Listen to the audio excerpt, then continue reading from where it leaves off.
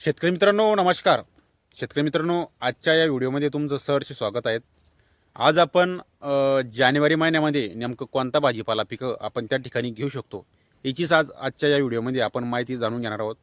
मित्रांनो, अशी शेतीविषयक माहिती जाणून घेण्यासाठी तुम्ही आपल्या यूट्यूब चॅनलला सबस्क्राईब करा आणि इतर शेतकऱ्यांना सुद्धा त्या ठिकाणी शेअर करा. तर मित्रांनो, आपण आता पुढे जानेवारी महिना येऊ लागला आहे आणि जानेवारी महिन्यामध्ये आपण कोणत्या कोणत्या भाजीपाला पिकाची लागवड करू शकतो आणि आपल्या त्या भाजीपाला पिकाला दर कसं काय राहील याची सुद्धा माहिती आपण आजच्या या व्हिडिओमध्ये जाणून घेऊ. तर मित्रांनो, आता डिसेंबर महिना चालू आहे आणि डिसेंबर महिन्यामध्ये बरेचसे शेतकऱ्यांचं असा प्रश्न आहे की आपण या महिन्यामध्ये भाजीपाला पिकाची लागवड करू शकतो का.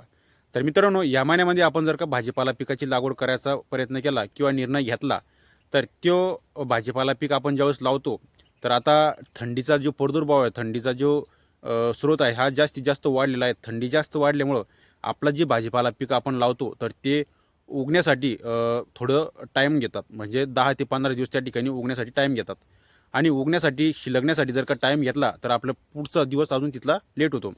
प्लस ज्यावेळेस आपला भाजीपाला पीक उगून येतो तर उगून आल्याच्या नंतरसुद्धा त्या ठिकाणी जास्त झपाट्याने वाढ होत नाहीत आणि झपाट्यानं वाढ न होण्यामुळं आपला जे पुढचं उत्पादन देण्याचे स्रोत असतो उत्पादन त्या ठिकाणी कमी पडत असतं. म्हणजे हाईट म्हणजे जास्तीत जास्त ग्रोथ घेत नाही. थोडक्यात सांगायचं झालं तर मग थंडीमध्ये भाजीपाला पिकं हे जास्तीत जास्त ग्रोथ घेत नाहीत. जास्तीत जास्त जमिनीतलं अन्नद्रव्य हे अपटेक करत नाहीत. त्याच्यामुळं आपल्याला जर का भाजीपाला पिकाची लागवड करायची असेल तर आपण जानेवारी महिन्यामध्ये त्या ठिकाणी लागवड करू शकतो. ते पण 15 जानेवारीच्या पुढे. आता 15 जानेवारीच्या पुढे जर का आपल्याला लागवड करायची असेल तर आपण कोणते कोणते भाजीपाला पीक घेऊ शकतो तेच आजच्या या व्हिडिओमध्ये आपण थोडक्यामध्ये जाणून घेऊ. तर मित्रांनो, सुरुवातीला आता जानेवारी महिना आहे आणि जानेवारी महिन्यामध्ये जर का आपण भाजीपाला पिकाची लागवड केली तर आपला भाजीपाला पीक हे मार्चच्या महिन्यामध्ये सुरू होईल. म्हणजे मार्चपासून सुरू होतं, मार्च आणि एप्रिलला. तर त्यावेळेस मार्च आणि एप्रिलला जर का भाजीपाला पीक सुरू झालं तर आपल्याला चांगल्या प्रकारचा दरसुद्धा मार्केटमध्ये बघायला भेटतो. म्हणजे उन्हाळा येतो आणि उन्हाळ्यामध्ये आपल्याला चांगल्याच प्रकारचे दर भाजीपाला पिकामध्ये बघायला भेटतात. तर त्याच्यासाठी आपण जानेवारी महिन्यामध्ये भाजीपाला पिकाची लागवडचा निर्णय घ्यावा. तर मित्रांनो, आता भाजीपाला पीक घेत असताना आपण कोणते कोणते भाजीपाला पीक त्या ठिकाणी घेऊ शकतो. आपण गोबी, फुलगोबी घेऊ शकतो, त्यानंतर पत्तागोबी घेऊ शकतो, त्याच्यानंतर आपण वाटाणा घेऊ शकतो, त्याच्यानंतर आपण चवळी घेऊ शकतो, त्याच्यानंतर आपण अजून जर का भाजीपाला पीक जाणून घेतलं तर आपण भेंडीसुद्धा त्या ठिकाणी घेऊ शकतो. आता हे मी तुम्हाला 5 भाजीपाला पिकं सांगितलं. तर 5 भाजीपाला पिकाविषयी ज्यावेळेस आपण गोबी घेतली तर गोबीला कंप्लीट 2.5 ते 3 महिने त्या ठिकाणी लागतात आणि 2.5 ते 3 महिने लागल्यामुळे आपला बराबर मार्चमध्ये गोबी सुरू होऊन जाते किंवा एप्रिलमध्ये त्या ठिकाणी गोबी सुरू राहते. एप्रिल आणि मार्चमध्ये जर का गोबी सुरू असली तर आपल्याला गोबीला सुद्धा चांगल्याच प्रकारचा बाजारभाव आपल्याला बघायला भेटतो. त्याच्यानंतर आपण वाटाणासुद्धा जर घेतला, वाटाणामध्ये बी सुद्धा हीच कंडिशन असते. तर वाटाणासुद्धा आपला मार्च एप्रिललाच त्या ठिकाणी येतो. वाटाण्याला बी चांगल्या प्रकारचा बाजार त्या ठिकाणी भेटू शकतो. त्यानंतर फुलगोबी आहेत, फुलगोबीला बी सुद्धा आपल्याला उन्हाळ्यामध्ये चांगल्या प्रकारचा बाजारभाव त्या ठिकाणी भेटू शकतो. त्याच्यानंतर आपला अजून भेंडी आहे. तर भेंडी आपण जर का पेरली तर भेंडीसुद्धा आपल्याला चांगल्याच प्रकारचा नफा त्या ठिकाणी मिळवून देऊ शकते. कारण की भेंडी ही तिसऱ्या दिवशी त्या ठिकाणी येत असते आणि भेंडीमध्ये सुद्धा आपल्याला चांगल्या प्रकारचा दर आता बघायला भेटतात. म्हणजे 40 ते 45 रुपये किलो भेंडी आजच्या या कंडिशनमध्ये चालू आहेत. तर भेंडीसुद्धा आपल्याला चांगल्याच प्रकारचं उत्पादन त्या ठिकाणी देऊ शकतं.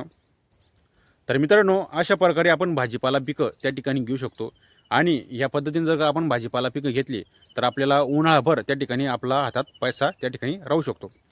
तर आता भाजीपाला पीक घेत असताना जर का तुम्हाला निर्णय घ्यायचा असेल तर आपण डिसेंबर महिना संपू द्या आणि जानेवारी महिन्यामध्ये भाजीपाला पिकाची लागवड त्या ठिकाणी करा.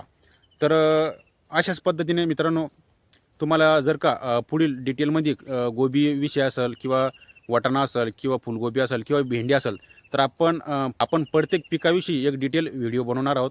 तर ती व्हिडिओ तुम्ही संपूर्ण बघा आणि आजच्या व्हिडिओच्या माध्यमातून आपण कोणत्या महिन्यात भाजीपाला पीक घेऊ शकतो याचीच माहिती आपण बघितली.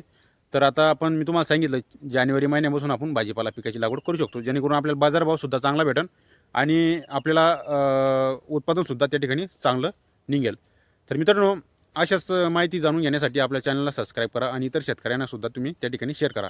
आपली प्रत्येक पिकाविषयी एक एक व्हिडिओ त्या ठिकाणी असणार आहेत. ते व्हिडिओ तुम्ही 100% बघा. माहिती चांगली आहेत आणि डिटेलमध्ये आहेत की आपण लागवड पद्धतीपासून पेरणी पद्धत, लागवड पद्धत, बियाणं, खत व्यवस्थापन, औषध व्यवस्थापन आणि उत्पादन देण्याची क्षमता, आपण न्यूट्रिशन मॅनेजमेंट हे परिपूर्ण आपण त्या व्हिडिओमध्ये घेणार आहोत. तर ते सुद्धा व्हिडिओ तुमच्यापर्यंत येतील आणि ते तुम्ही बघा. तर मित्रांनो, तर माहिती कशी वाटली कमेंट बॉक्समध्ये नक्की सांगा आणि इतर शेतकऱ्यांना सुद्धा त्या ठिकाणी शेअर करा. तर मित्रांनो, धन्यवाद.